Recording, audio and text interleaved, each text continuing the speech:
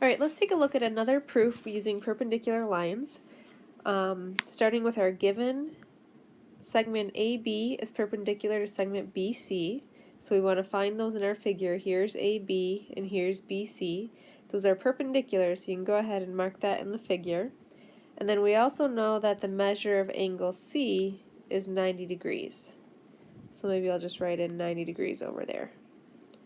Alright, we need to prove that angle B is congruent to angle C. So some of these proofs, it might seem like an obvious thing. If this is a right angle and that's 90 degrees, you think that they're going to be congruent. But in math, you actually have to back that up with proven reasons and theorems and definitions, and this is how picky math can be sometimes. Alright, so some of this is filled in for us. Here are perpendicular lines, and that was given to us. Now, when you have perpendicular lines, that means that you have a right angle. So we'll go ahead and state that angle B is a right angle.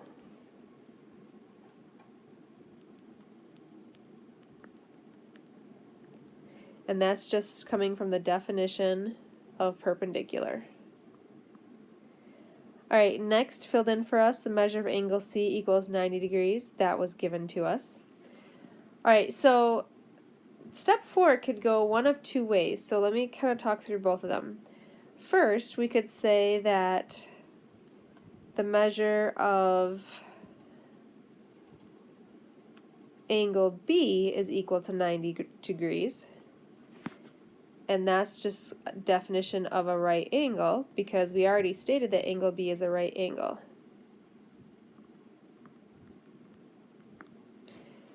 And then from there you can say that angle B is congruent to angle C, and that just comes from our definition of congruent angles.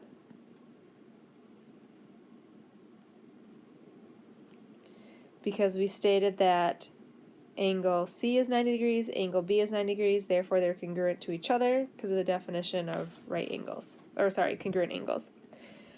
Alright, so another way to do this, I'm just going to kind of go like this. Instead of, this is what I'm going to do right here. So we could have said something else for step 4. And I just want to show you how there's sometimes more than one way to go about these. So instead of saying that the measure of angle B is equal to 90 degrees, we could have said in step 4 that angle C is a right angle.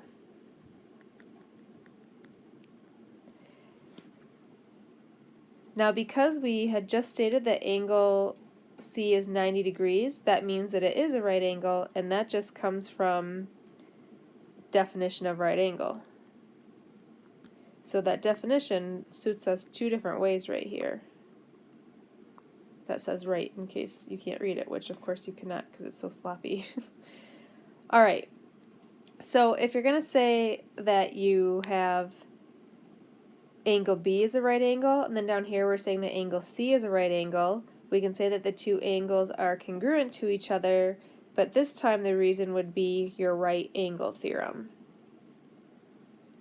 So a couple ways to go about them, both correct.